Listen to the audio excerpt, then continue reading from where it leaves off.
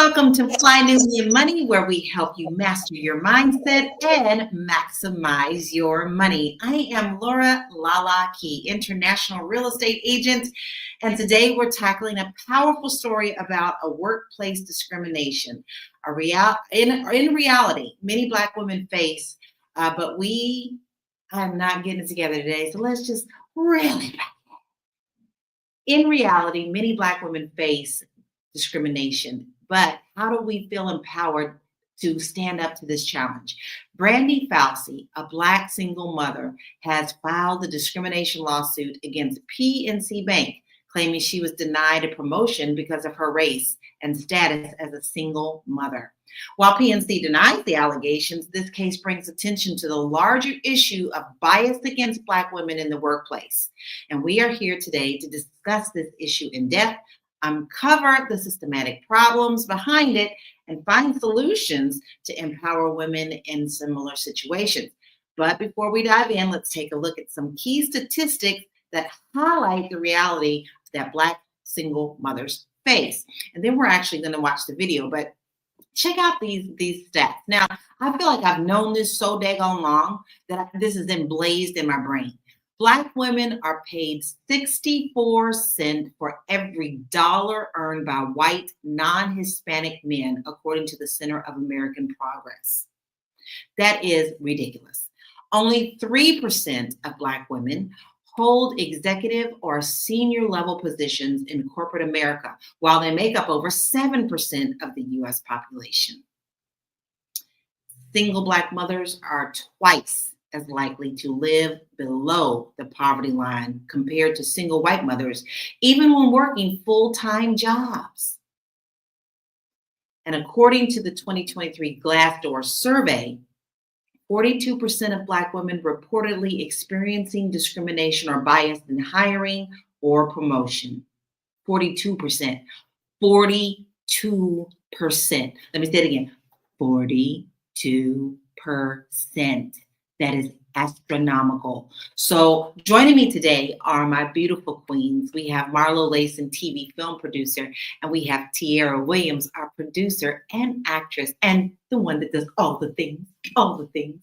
Ladies, welcome. I feel like we all have something really to say to this. So before we watch the video, I'm just going to ask you a quick question. Have you ever felt like you were discriminated in a job? Marlo? No, I don't think I've ever felt racial discrimination, but certainly discrimination as a woman, I definitely have felt out of place. My name is Marlo, is not a gender, I guess it's gender fluid, as the kids would say.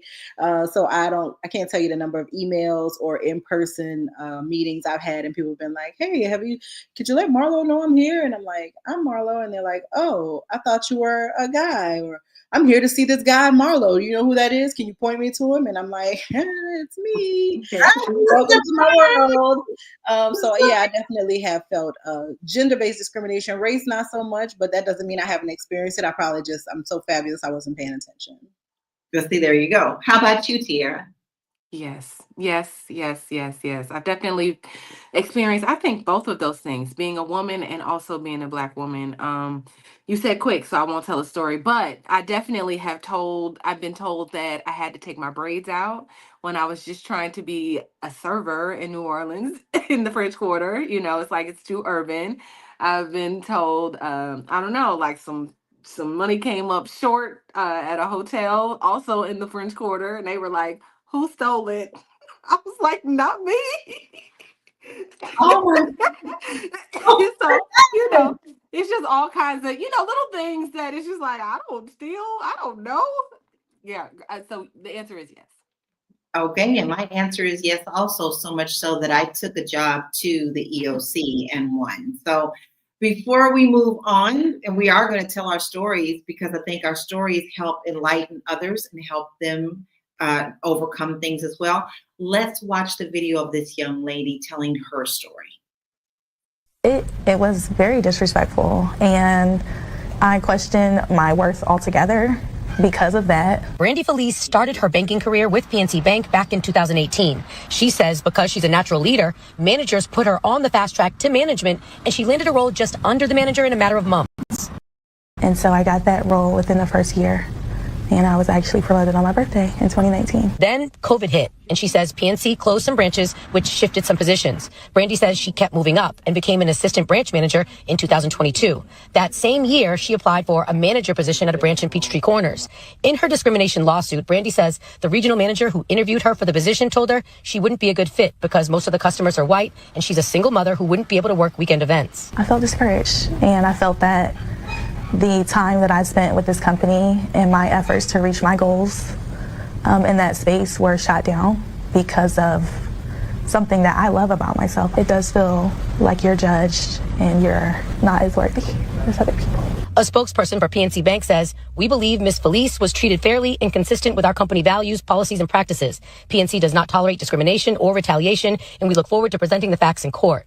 Brandy's attorney believes PNC can learn from this lawsuit. It's a chance for them to show some accountability. How many young women of color are being denied opportunities for the same kinds of biased reasons that were used to hold Brandy Felice back?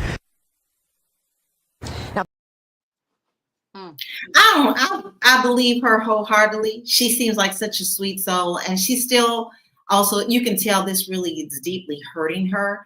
I find it very interesting that they also made it a point to say she's no longer in that type of position. She's moved on with a different part of her career. But I think that no matter where we go, we're going to face those things. But Tiara, I'm coming back to you because let me tell you why I want to come back to you first. When you answered the question, your first yes was filled with so much story behind it. And I know that you mentioned a couple of things, but tell us one of the stories that really impacted you when it came to feeling like you were being discriminated against.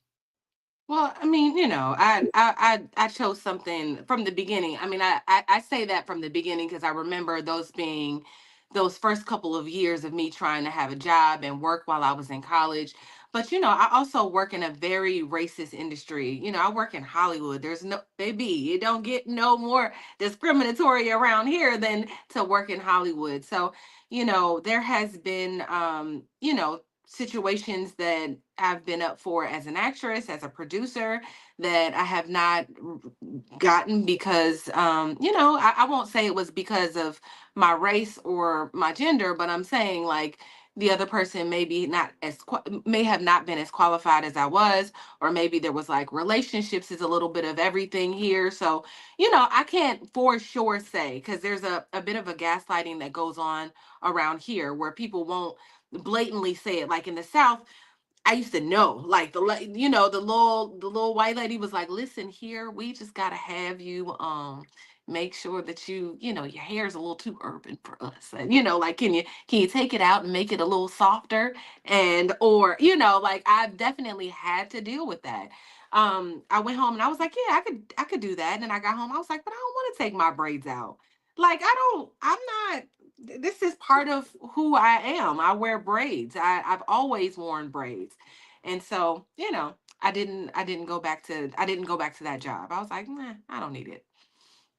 Well, I have a very interesting story. I was still living in Louisville, Kentucky, and I was working for a condo place. This was before I was in real estate. Actually, I was just the secretary at that office, and they were converting apartments into condos, and we were doing commercials. And so they asked me, "Hey, go sit around the pool. We need some shots. We need, get you in there. We need more bodies in there." And I sat down beside a little white lady who was about 80 years old. And she goes, "Oh, I'm so glad that you sat down beside me because I thought they were going to have one of them niggers come in and sit down next to me. And I see you working in the office, and I'm so glad they hired a young white lady to do that." And at that point, I was like, did they really hire me because I didn't look like I was such and such? Because then I started questioning everything because the owner of that company, I started to question, did he hire me just so that I was acceptable for that type of them transferring that apartment complex over and then bringing more people? It became a problem. So then I started hearing other things. I didn't even say anything to that lady because I thought she's 80 years old. I'm not going to change her freaking mind. I'm not going to change her mind. And plus, it shocked me. I wasn't even ready. So I've heard it from both sides. Now, Marlo, we had a really good comment, and it is, Tyrone said, we are so exhausted to prove that we are qualified in the workplace. Y'all women tend to be given twice the workload as your counterparts that usually done by two people. That's unrealistic expectations. Do you agree with that? Hello. Yes. I'm in corporate leadership. Of course I agree with it. I think that it's crazy because I think for me, my work ethic is just something that was ingrained in me as a kid. Watch my parents, like I only know one way to work. And I think it definitely gets exploited. I think I have to intentionally pump the brakes, because if I don't pump the brakes, ain't nobody pumping them, right? And then I sit back and I watch so much mediocrity around me, and I'm just like, no, this is not the answer. But I work, and I always have like a little agenda or a little path that I'm trying to blaze right quick and do a thing, and give them what they need and get what I need out of it and get out the door. That's kind of how I approach all of these jobs. But yeah, we definitely get exhausted, and then you have to deal with, and we delve into it because we pre-commercial break topic, but just the emotions of white women in corporate spaces and how that gets weaponized against you, and how you have to always be tiptoeing around them if you want to find yourself successful. There's a study I've been wanting to read about the effect of white coworkers on Black women. And it's a Harvard study. Harvard actually did this study looking at how we are affected by having to go into these negative workspaces and work with these people who would just as soon not have us around a lot of times. So wow, I gotta read that. That sounds like a really good read. But we're definitely going to dig some more into this. We're going to take a quick break and we'll be right back. Hey, if you're just tuning in, you are watching Fly Nubian Money, where we help you master your mindset and maximize your money. I am Tierra Williams. I'm also known as Miss Black Hollywood, and I am the proud producer of this show. So I hope that every day when you join us, you leave a little smarter than you came, because that's the point. Otherwise, why are you watching? So if you want to receive notices for when we go live, Fly Nubian Money goes live every single day. That's Monday through Friday at 1 p.m. to 2 p.m. Eastern Standard Time. So if you don't know, now you know. All you have to do is text the word Queens, that's Queens, that's Queens, to 87948. That's 87948. That's Queens to 87948. Yes? If you want. Yes, that's so easy. Queens, Queens to 87948. That way you're not going to miss any of our shows. We come on Monday through Friday, 1 p.m. faithfully. And you know you love it because you're here every day to watch us. We appreciate everyone who comes in every day. We have our regular folk. We have new people coming in. We appreciate your time. So I'm getting ready to ask you, viewership, have you ever felt discriminated against in a job, especially our Black sisters and Black queens out there? Tell us a little bit about your story as well. The more we tell, the more we share, the more we bring awareness to it. And that's the point. We need to make changes because I feel we're getting ready to see a whole lot more now that this new administration will be taking place. So Tierra, do you think that lawsuits like this, because this young lady, I just feel like my whole soul says that she's telling all sorts of truth. Do you think that lawsuits like this will actually create real change? No, I don't. I don't believe it will. Because it's a drop in the bucket for a lot of the companies, right? There's already a system, there's already a mindset that comes along with corporate spaces. People are I think like you said, like Marlo said earlier, I think just, or like you said, you can't change that woman's mind, that 80-year-old woman's mind. I mean, we're talking about, she's in the middle of Atlanta, right? She's in Georgia, right? A really red state. And there's just a perception, there's a perspective of who Black people are and who others are. And I think that, for a lot of the older generations, that's just going to stay. And they're teaching that to their younger generations. And really, that's how racism is perpetuated. But To answer your question, I think as long as the system is the way it is, as long as it's, and we can't dismantle every system in America, unfortunately, and knock everything down, really like throw America away and just rebuild it all over again.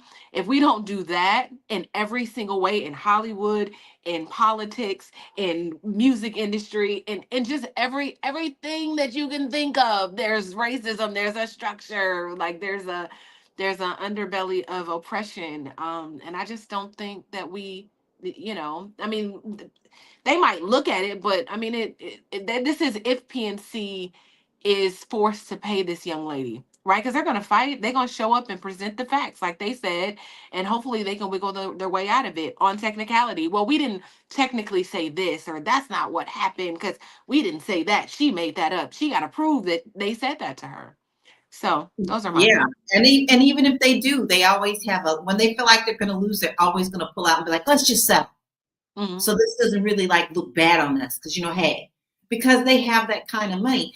I really feel like, unfortunately, with the movement of getting rid of DEI and all these things, these type of lawsuits may still come across, but they're going to be dismissed at rapid rate anymore, because all of this, we have these judges that are kind of stacked in these states.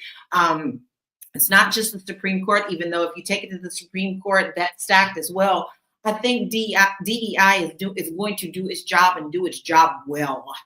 And it's going to start on this level. That's why when I start hearing about these lawsuits now, I shake my head and go, oh my God, what is going to happen now? Like Malcolm X's family has put in a lawsuit against the FBI and things of that nature. Well, with this new plan, I'm not sure they'll even get a chance to argue that. So this obviously affects our mental capacity, our mental health. Marlo, how do you see this affecting us, and how can we overcome I can't expect you to answer the whole thing like solve the world, but what are some suggestions that you may have that we can prepare ourselves mentally for this? Well, I think you got to prepare yourself mentally going in the door, right? You have to be ready for them to not want you. You have to be ready for them to reject you. And in the best case scenario, your work is going to be so stellar that they can't ignore you. Or in the best case scenario, your work will be so stellar that they can't ignore you, right? They have to bring you in because you're such an asset. And it's sad to say, because you're going to look around that space and you're going to see 85% of those people are not carrying your weight, right? And you're carrying your weight plus weight. And it just, that's like, I hate to say it because it just sounds like such a quitter's motto, but that's really being Black in America. Like there is no, I mean, outside of us having our own and empowering our own, right? And aside from us bringing in the best and brightest that are Black people into our businesses and building them up and building with them. But absent of that, we're going to have to pay every Black tax that there is, because that's the way that the system is structured for us to survive. It really is no other way, right? You talk about DEI.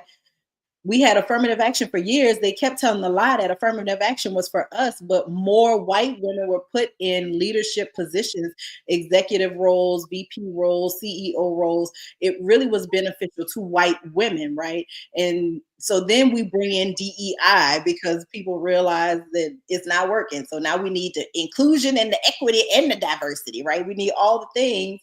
And now they're saying, no, we don't need that. People know how to behave. People gonna hire who they want to hire, right? So at the end of the day, you gotta be pay that Black tax. That's it. There is no other answer. I wish that there were a better answer. I wish that I could say that I don't pay the Black tax.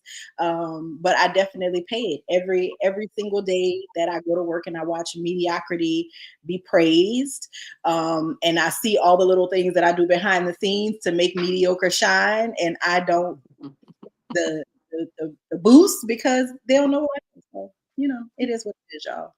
Sadly, we beautiful, but it's fucked up over here. Sorry, y'all. But and that I agree with you, Marlo. It's so hard to answer that question. Just last night, I watched the 6888, which was about, and it's a Tyler Perry movie, but believe it or not, it's one of the best ones I've seen of his, about the full woman army troop that was sent over in World War II. And they actually were given an impossible task of delivering mail home and to the troops where no one else could do it again. And you're talking about hanger upon hanger, and I mean hanger of mail. They had 6 months to do the job. Ladies were so smart that they did it in 90. Never got the recognition, not until Michelle Obama called it up, and of course was under the Obama administration. But these were women, and they completely dismissed them. For one, they didn't want to accept the fact that Black people could do anything at all, but Black women. And so they did everything that they could to sabotage them, but they still came out on top. So this is nothing new. This is nothing new. My mama said there is nothing new under the sun. So Tiara, how do you think that we can start to dismantle these stereotypes that we don't deserve to be in the room with others because we're inferior? I'm so glad that you brought that up, Lala, because I think that just Black women in general, like Black women have there's so many stigmas attached to being a Black woman, so many negative stereotypes. Black single mothers are the worst to date. We're the worst to this. We're not this. We're that. We're sexualized. I mean, there's just all of these things that we have to face. And here we are in the workplace also being discriminated against. I just think in everywhere we go, Black women, but specifically Black women with children who don't have a husband or a boyfriend or whatever, whoever, it's like a problem. But I feel like the country did it, right?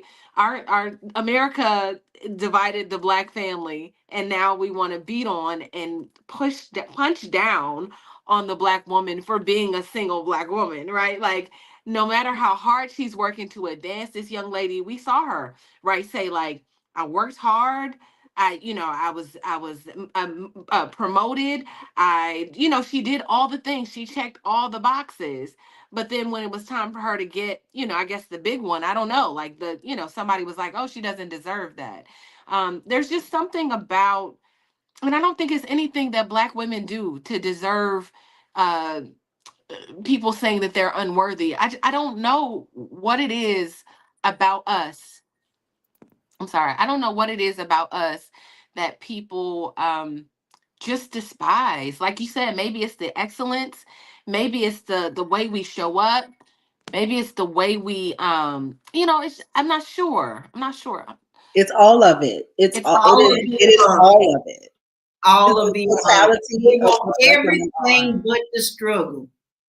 Everything but the struggle. They want our lips, our hips, our beauty, our everything, but everything but the struggle. Our hair, I saw a white woman sit for 3.5 hours to get her hair curled and pick out into an afro. Ma'am, what are you doing? Knowing the humidity is going to take it away. Right. Ooh, that's a good point to take a deep breath and breathe. We're going to be right back after this message. You want to grow your money and not blow your money, as Constance says, check us out at flynubianmoney.com. There's all kinds of resources, programs, videos, resources. In 2024, there's no reason to be broke when there's information all around us. So get your money right. flynubianmoney.com. Get your money right. Now we are down to the end of the year. This week is Christmas. Everybody's on holiday mode. Half people ain't even working right now. They out here cooking Christmas dinner, getting ready for the new year, getting ready to party. All right, we get ready to go into 2025. I don't know what happened to this year, but it went so fast. Yeah. And that is my point. You start blinking and years go by. How many times have you promised yourself that you're going to get your finances in order? And by the end of the year, you didn't do anything. Now is the time to start. We have free resources for you. We have so many things to help you get on the path of financial healthiness. And all you have to do is go to flynubianmoney.com and check out those resources because they are there for you. And it is your fault if you don't go.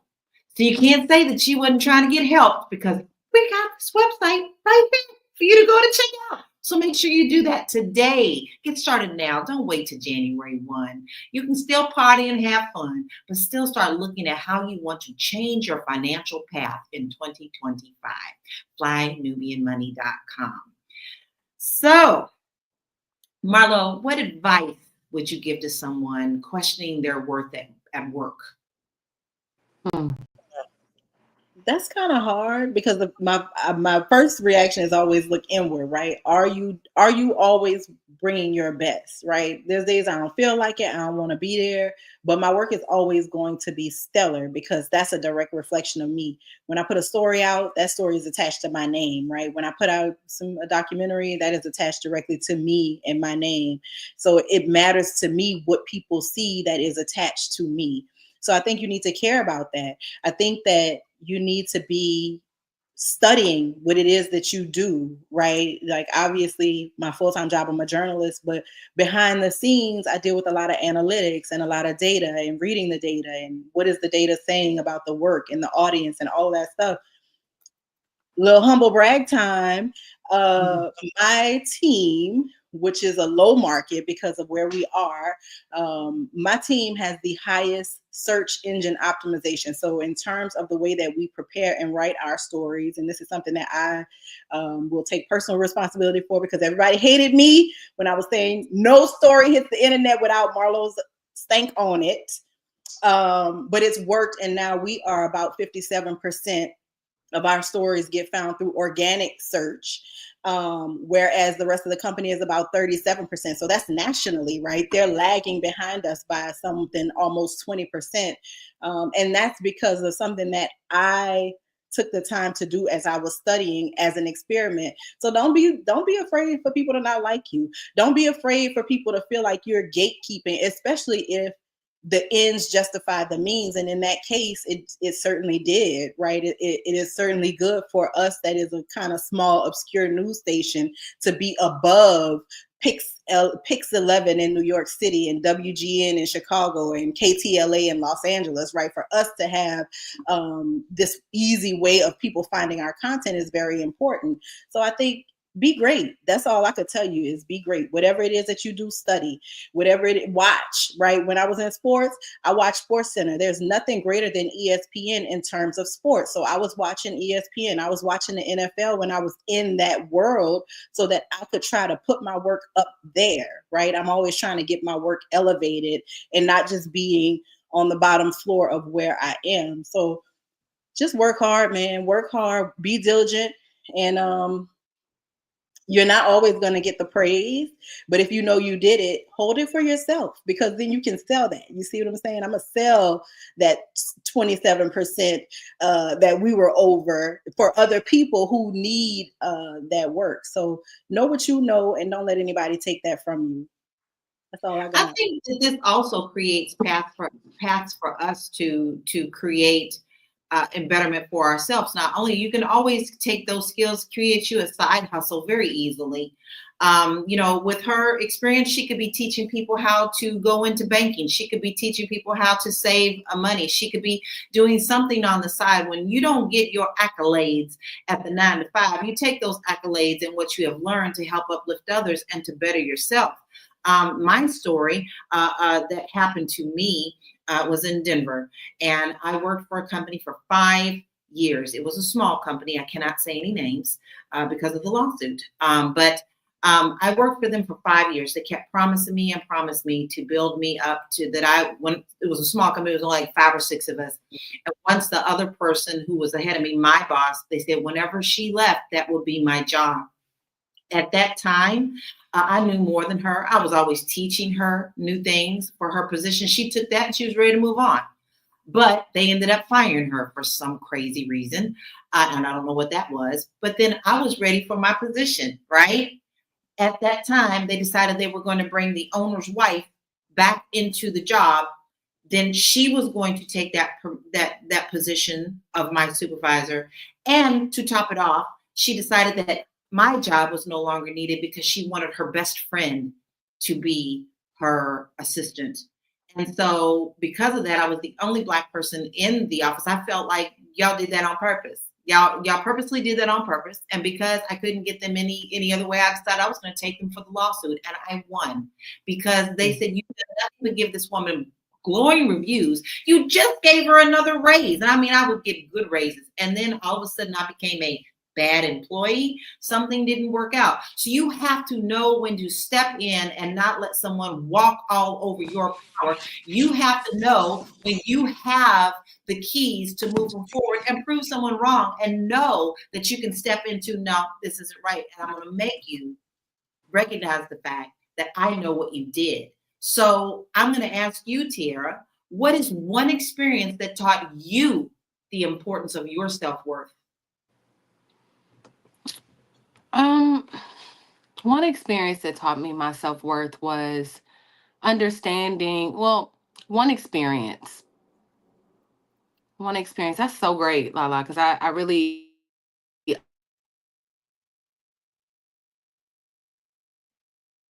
Oh, we lost Tiara. Okay, she froze. T in the Okay, matrix. she's in the matrix. She's in the matrix. Dive, Tiara, dive. Marlo, I'm going to throw that question to you until we get her back. What is at a point something happened where you knew your self-worth in your position and you stood firm? I know you just told one, but is there another instance?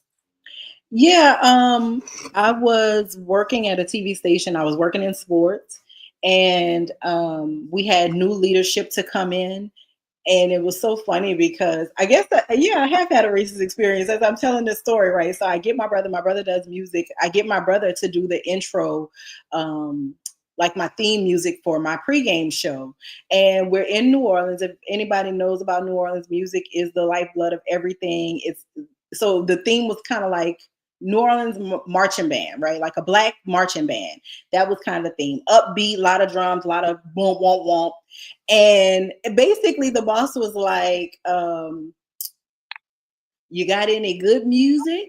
You know, you don't have any honky tonk in there. And he literally said honky tonk. And I was like, well, I'm making a show for high school, you know, that celebrates high school athletics. So I wanted something that sounded like a high school band.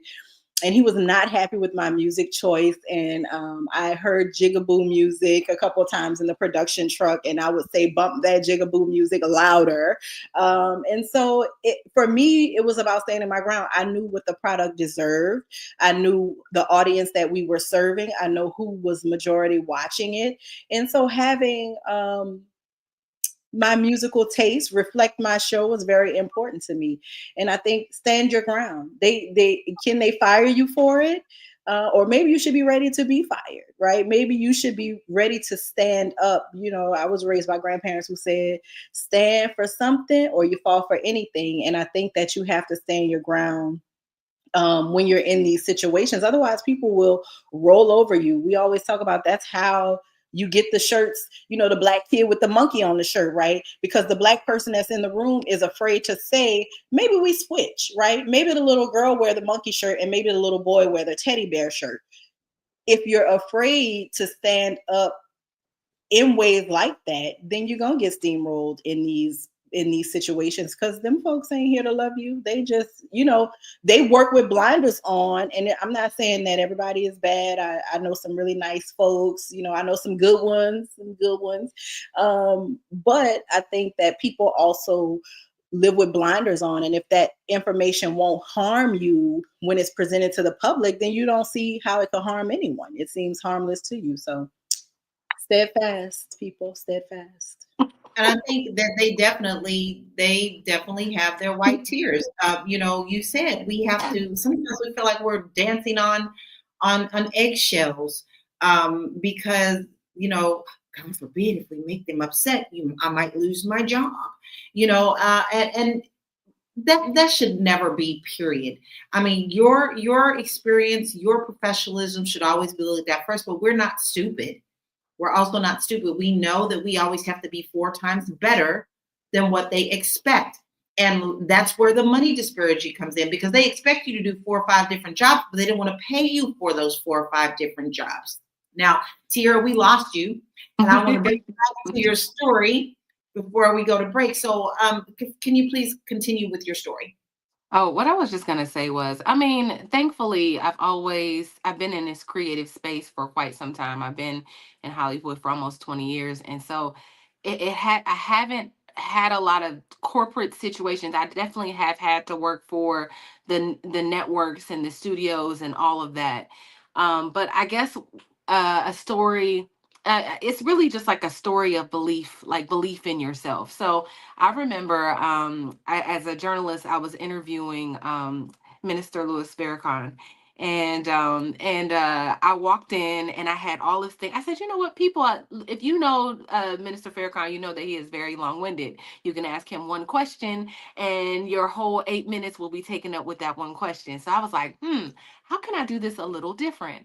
How can I be a little different anyway? How can I sprinkle Tiara on this?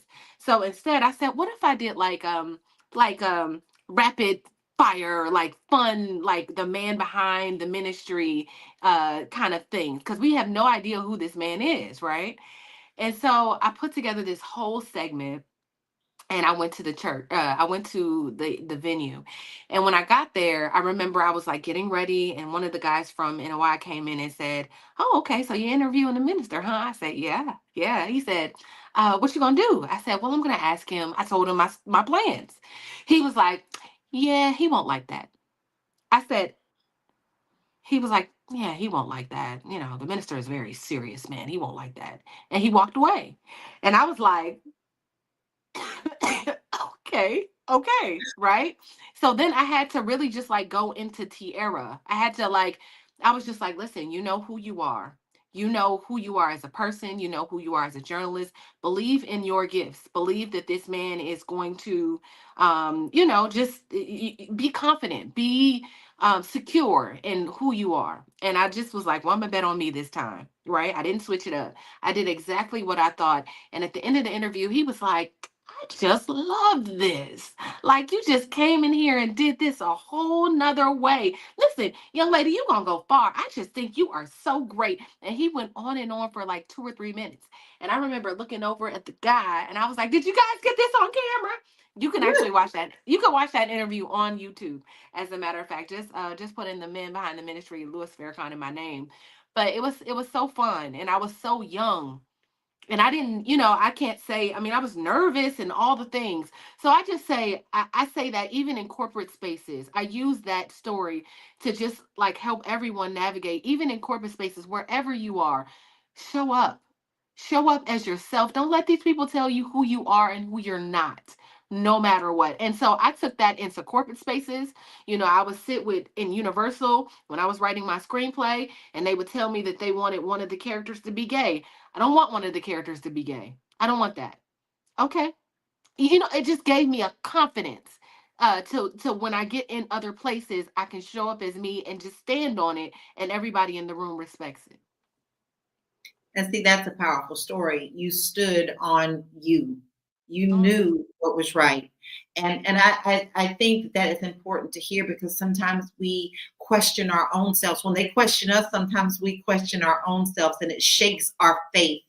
But that little still voice in you, the one that is letting you live your life purpose, keeps telling you, keep straight on this line, don't change it.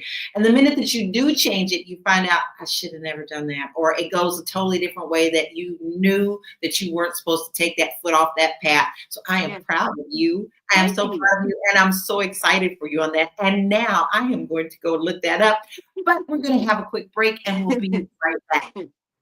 Fly Nubian Money is now on Spotify. Yes. We are on Spotify. So if you can't watch us, you can listen to us. All you have to do is search Fly Nubian Money and we will appear. All of our episodes. Make sure that you leave a 5-star rating and review, so other people that come along and are looking for a good show to watch, they'll follow us too. If you are interested in being on Fly Nubian Money, sorry, I don't have any spaces. I'm just playing. If you are interested in being a queen or a king on Fly Nubian Money for the day, please reach out to me. I'm at info@realvirtual.net. That's info@realvirtual.net. Also, if you need help with your business, Go ahead and send me an email for that too. Okay. I've said enough. Now back to the show. I have said it before and I will say it again. We have a magical email and it does a lot of things for you. And if you want to be a guest on our show, all you have to do is email us at info@realvirtual.net. Now let me spell that. info at REELVIRTUAL.net. And that's all you have to do is just to let us know if you would like to come on and sit in these seats and talk to the people, and the people would like to talk back to you. That's very easy. But there's something else that this little magical address does. It can help you in your business. Maybe you're overwhelmed. Maybe you feel like you can't get it all done in a day. You just need a little bit of help and you need someone to kind of help you get through a project. You can email us there as well at info@realvirtual.net. There's no need for you to be stressed out. Come on and get your help so that you can build your business. Because when you're spending time on things that are not helping you build, then you're not making the money that you need. So that's all you have to do is to email us at info@realvirtual.net. Now, ladies, I want us to look at this video again because I'm going to take us in a little bit of a different direction on this video. So let's watch about this young lady and her lawsuit.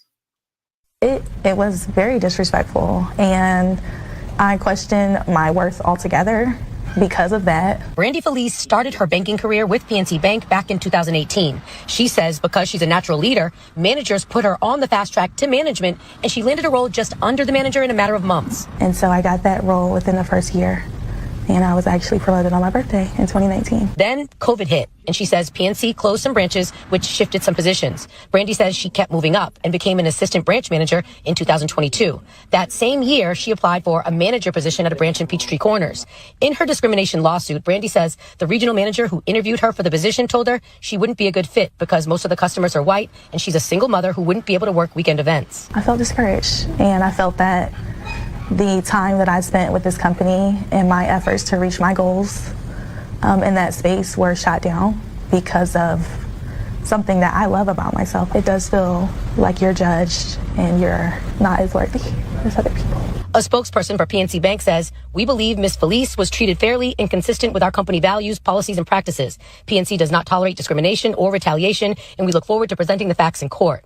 Brandy's attorney believes PNC can learn from this lawsuit. It's a chance for them to show some accountability. How many young women of color are being denied opportunities for the same kinds of biased reasons that were used to hold Brandy Feliz back?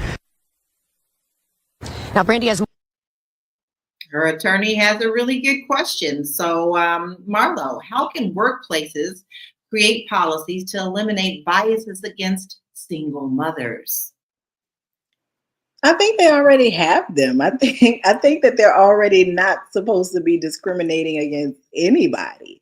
I think that, I mean, when we listen to it the second time, this definitely sounds like somebody, probably a woman, because if you never worked in corporate America and you never met a corporate woman, that's a foul beast right there. So I think from the way this sounds is this was somebody internally who felt like she needed to put the brakes on Brandy's career.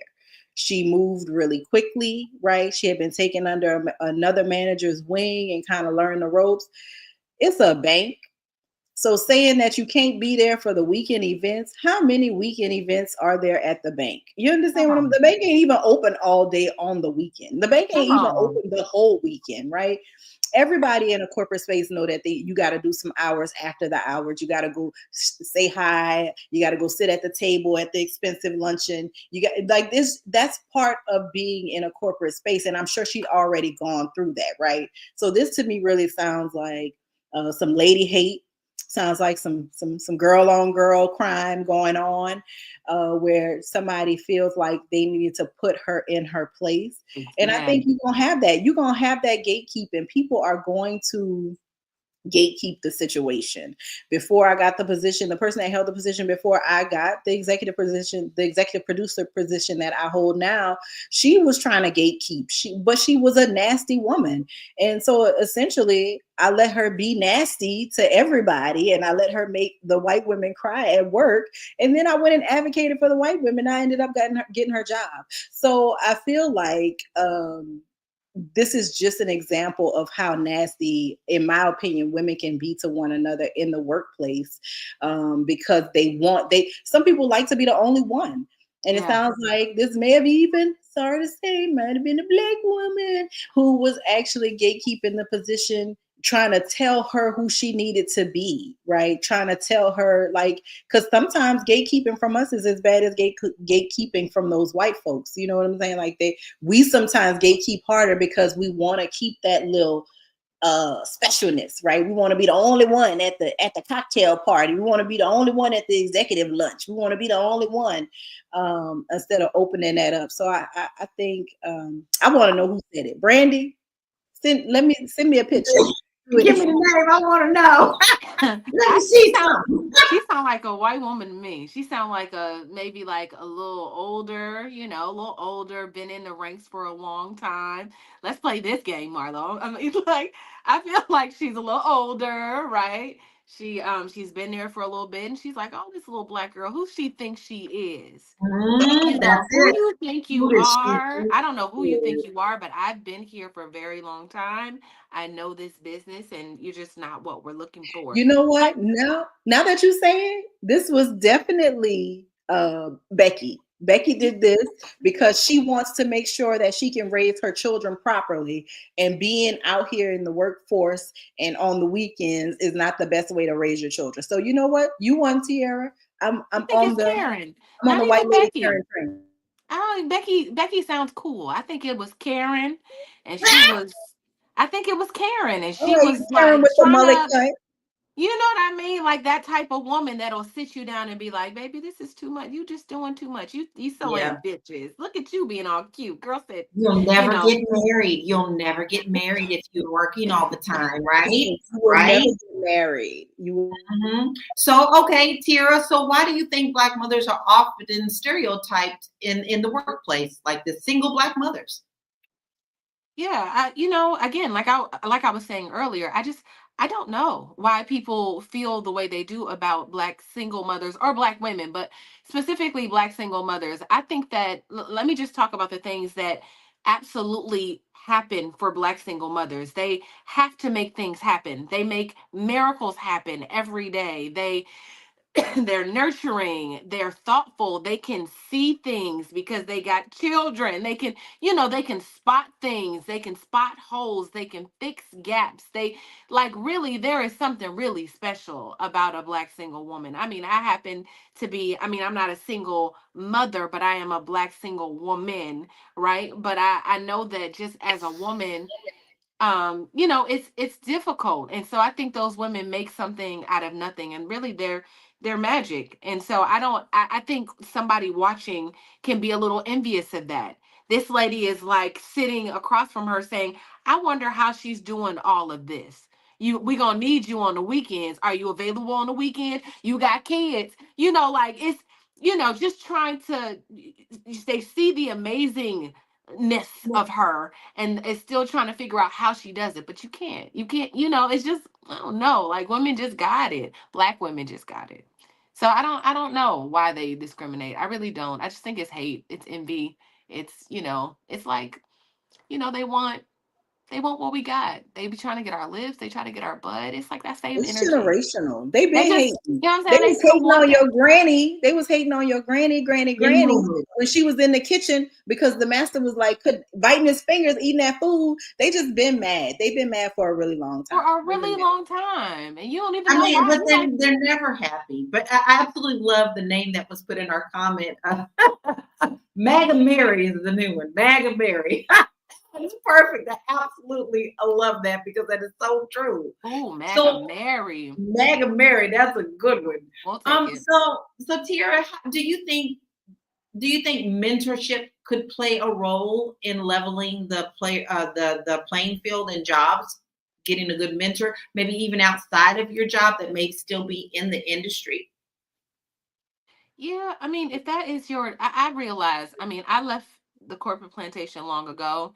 So, for me, I see the value in having, I understand everybody can't run a business and everybody isn't necessarily built for it. Although I do think that everyone should own something. Even if you don't have a business and you don't run it from day to day, you should still own real estate, own something to bring in so nobody can ever just rip the carpet from under you and you don't have anything to stand on. You know what I mean? So you're asking about mentorship. I think mentorship, if that is your career path, and and you want to work in corporate America and like be in there, because some people feel like they want to get in and change the system. They feel like I want to be that one person, like somebody has to be at PNC, there has to be Black people there, right? So somebody gotta do it. So if I'm gonna do it, I'm gonna get in here and I'm gonna work it, I'm gonna work the system, get in here. I just think it's a lot of energy, and I praise those people for wanting to take on that task because I respect that. So, to answer your question, yes, there should be a mentorship process, and I'm pretty sure that there are mentorship processes in place, right? Like you can definitely get go through programs and leadership, programs and all kinds of things to make sure that your skills are up there. But it's just the things that you'll have to face. You just have to figure out how to play every game is a little different based on the place. So based on the place that you work. But like, you learn to play that game. Like, how does the game, play the game. If you want to be there, play the game. So yes, get mentorship, but also get a business outside of it or get own something. So So I feel that like with if her that doesn't skills in work the out, banking industry, she could very easily be helping people, our listen, communities, or even like, young kids, yes. build up, start learning this stuff. So she could use those skills to have something on the outside. One Definitely. day, one day you might just not want to work in that environment anymore. Sometimes those things can be very draining. So let's plan for that too. Like plan for for getting out. Like I just think that there's something very soul damaging about corporate America on Black people. Like we have mentioned, everybody has kind of told their story. My heart hurts for Lala when she turned and was like, "Thank God they didn't let a little nigga in here." What? Like, I can't imagine just turning around and just going,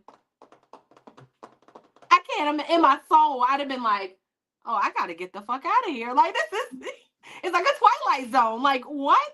But, there are people like that stay and they're saying like, nope, I know that's so traumatizing, and get a therapist. Like, and on top of a mentor, just get a therapist to make sure that you can like navigate that mentally, Which is really interesting because honestly, at that time with that job, I was a single mother.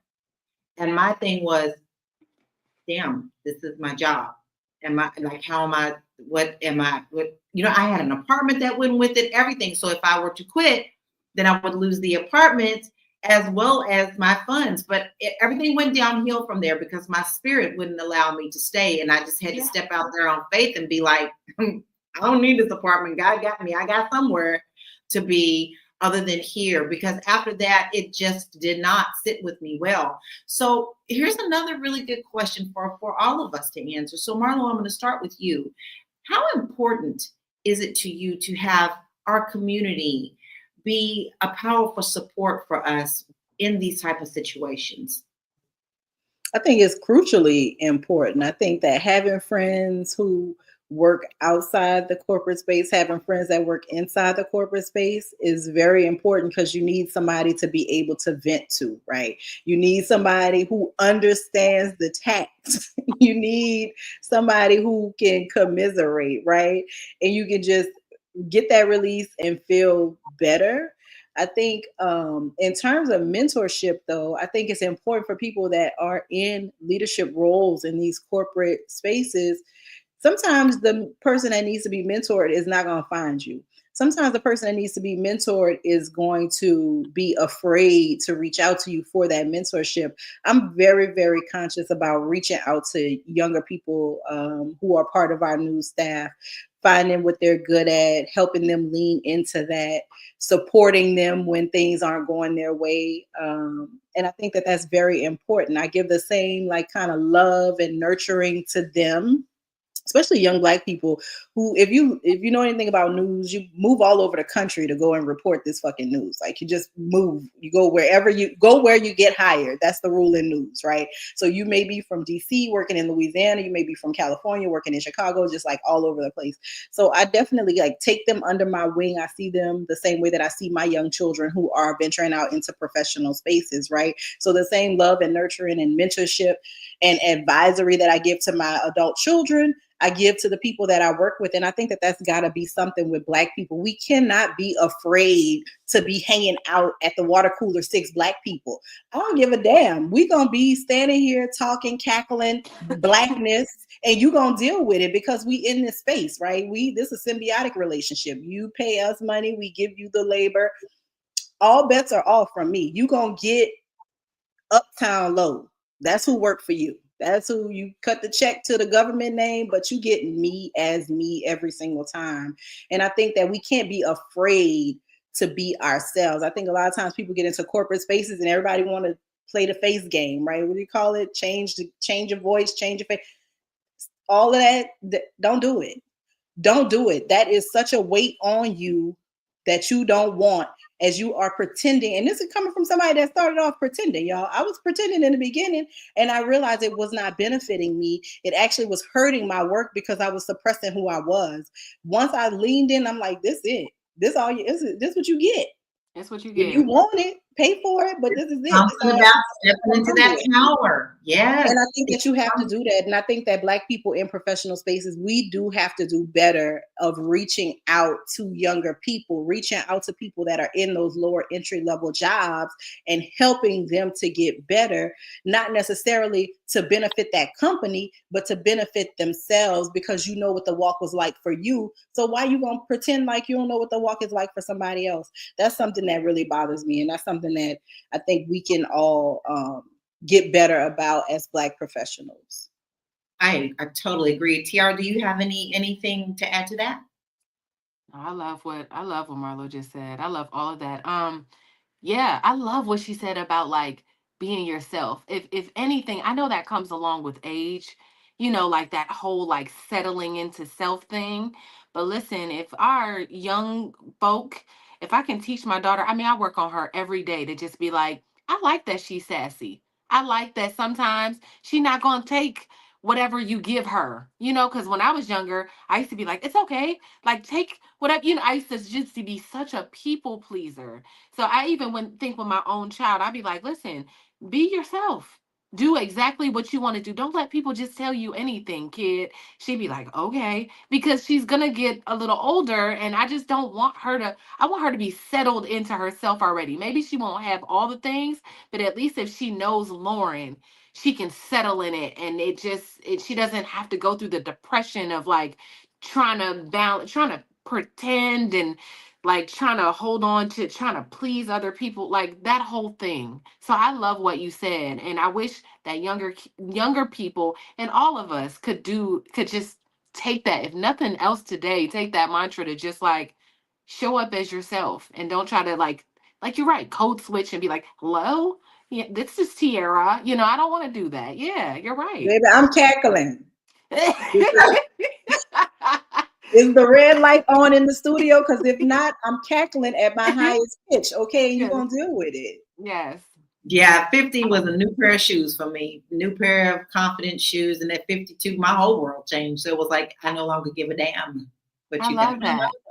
And it feels good. And it's a shame that we keep sowing. We definitely try to sow into the generation below us and our children, but sometimes they don't have the experience ears to hear. But if you plant the seed, it will come back to them and go, oh, Auntie Lala said that, and they will come back and say, I remember when you said, and that's when you go, okay, I planted the seed because someone planted that in me. Boy, this hour has gone so fast. And I think we've had some good stuff because we are facing a new day and we are going to be hearing more and more stories about this, especially with DEI going away in these jobs. How we combat it is we stay together as a community and we still put up our fists and say, no more, we're no longer going to do this. But we also can strengthen our communities. And one way that you can strengthen your community and to learn for yourself is to join the Fly Nubian Money Club. We have a new club right now that is teaching you so many things. And right now, guys, you get it free for just a trial, and you can see just how much value you are going to get from this club. Now, I've already done my part by teaching you how to own a piece of land. And then once you own that piece of land and you understand how to do that, you can even take that experience and move out of the country and buy you a piece of land somewhere else. Because why? You are a world citizen. You are not trapped into just being in one country. You can live your life and grow and experience your life in a different country. So that's what we did for the first one. But we also have a new one coming up soon. So you want to sign up now. FlyNubianMoneyClub.com. Come on, get your experience. Be part of this powerful movement because we are going to take you to the next level. Now, ladies, we have talked about a lot today, but I'm going to have to wind it down. It is Christmas week, and I got to get the greens on the Yes, greens. So it's time for final thoughts. So we're going to start with you, Tiara. What are your final thoughts, and where can we find you? Yes. My final thought is, again, if you are experiencing any type of discrimination or you feel like you have to pretend in the workplace, if you have experienced anything that we've talked about today, I want you to really look inward and see if this is the right. Sometimes God is nudging us out of those situations, right? Like if you are in a situation and you feel like, I got to stay here because I have to feed my family, or there's anxiety around like, you've built this life and you gotta stay. That's a hard life to live. It's a hard thing to be in an environment where you have to pretend and people are disrespecting you daily and saying off the wall things, these microaggressions that I know you guys all deal with in the corporate spaces, like everything that I run from, right? I would just say I would encourage you to find something outside of that to own. So if ever you have to be in a situation that you don't want to be in, you have the FU money, you have a little nest egg to flip and leave and get out of that, because nothing is worth your spirit. Nothing is worth your life force. I've lost a couple people this holiday season, and what it's really reminded me is these are the days of our lives, y'all. These are the days of our lives. We sometimes waste that time. We give it to people that don't deserve it. When you don't, these are so important. These days are so important. So you don't have to be anywhere. You don't have to be, right? So I want to just encourage you to own a piece of something. That way you don't have to do that, and you can do it. Like Lala said, she makes my job so easy with the Fly Nubian Money Club, where, I'm here to help you. I'm going to bring in top experts. Gwen, I'll put it up. Wait, I'll put it up. I'm here. I'll help you with, I'm going to bring in top experts. As you can see, Lala has already did a fantastic training. Our next training is on December 31st. We have Constance Carter coming in, teaching us the roadmap to 6 and 7 figures for our business. So if you want to earn 6 or 7 figures for your business, if you are starting a new business, or if you're into your business, or you are like trying to figure out how to elevate this business, you want to come to this training. 6 or 7 figures. We're going to give you the roadmap, something comprehensive, so you can understand how to get off that corporate plantation if you no longer want to be on it. So go to Fly Nubian Money Club. Like Lala already said, she makes my life so easy. We're doing a 30-day trial. So go ahead and sign up. And we'll see you at the next training. Do it now. And I'm at Miss Black Hollywood. That's MSBLACK Hollywood across all the platforms. So come on and see me. She gets so excited. She forgets what to go look for. I'm so excited. That's your email address, because you can get her there as well, right? You want to make sure that's how you can get her and get on here and get all the platforms and raise up everything. Just do all the things. Marlo, what are your final thoughts, and where can we find you? My final thought is, whatever you're doing, be great. study it, master it, study it in your off time. Look at it. How does it present itself in the wild, right? No matter what you do professionally, that work is going to show itself in the wild. Look at what other people are doing. Don't be afraid to study your peers. Don't be afraid to study your competition, right? That is how we get great. If you want to get out of the corporate plantation, you can't get into the corporate plantation. What I mean by that is, if you show up as yourself, every job that I get, when I choose to take a professional full-time job, every job that I get, I have a roadmap out of that job. I'm never thinking that I'm about to be the VP of this and that. I never think that I'm about to be on the board of this and that, because that's not my life's dream. That's not my life's work.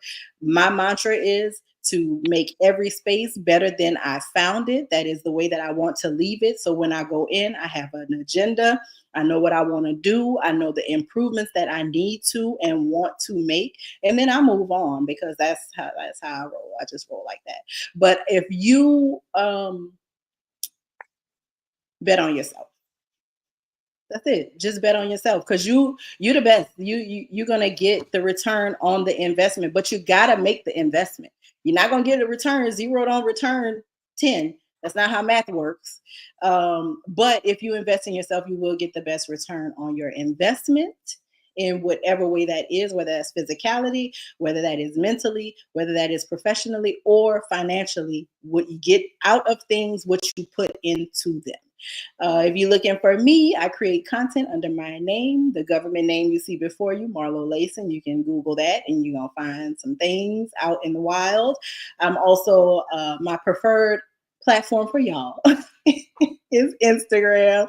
If you want to follow me, I'm over Marlo. That's my name, backward, forward, and an underscore on the end. And in the beginning of 2025, I myself will be persevering and pushing. I am training for an amateur bodybuilding competition, and I will be chronicling how I'm eating, my training, my cries, my hunger pains, all the things. I'll be sharing that with y'all. Maybe you want to get on your own health and fitness journey, or maybe you're already on one and we can push each other on when we feel weak. We can pull each other up. I would encourage you to follow me. I'm going to be sharing all the things there once the new year starts. And that's it. Be great. Go be great. Y'all already great. Be more great. Be greatest. Be the greatest. So Marlo, when you come on the show, I want you to be like, listen, me, I'm beefing with my biceps right now, so they're not ready to show. But when I'm ready, I'm gonna be half shirts every day on the show. Every Monday, you can find me with my arms out. I absolutely love it. I am here for it. I pulled out the pom-poms just for you. It's rough. I've lost 135 pounds. That's not easy. It's not an easy task. And you're getting ready to take on a really big thing. And I'm just excited for you. I'm for it. I'm behind you. I'm your cheerleader. Look, when you need some water, I'll be on the sidelines and give you some water. I'll be right there. And here is my final thought. We are here for a reason. It is called your life journey. It is called your life purpose. Sometimes you forget what exactly that means. And sometimes God shakes you up really hard when he goes, that's not what you're supposed to be doing. That's not what you're supposed to be doing. Let me pick you up, put you right back here. And you feel like you're being punished when honestly, you're supposed to be going a different direction. Have faith in you. Put bet on black every time. Bet on black every time. That's you. Make sure you support you. You love yourself. You give yourself the care that you need. You cry when you need to. You cheer yourself when you need to. And let me tell you why I'm saying that. I didn't always do that. I would get to a goal and be like, okay, next. No, you need to celebrate the wins. Celebrate the wins because you are worth it. And you can find me very simply at this website here, bit.ly/Laura Key Info. It has all of my free resources. And guess what, guys? I picked up a new platform this week. It's called Favorite, and it's live streaming. That's my wheelhouse. I love live streaming. So I am on there as living the Lala life. So if you want to see what Lala's doing about learning to step into her power of guitar playing and singing and doing all the things that life entails, check me out over there. I'm super excited about it. That is it for us today. What did we learn? Bit on Nothing. Oh.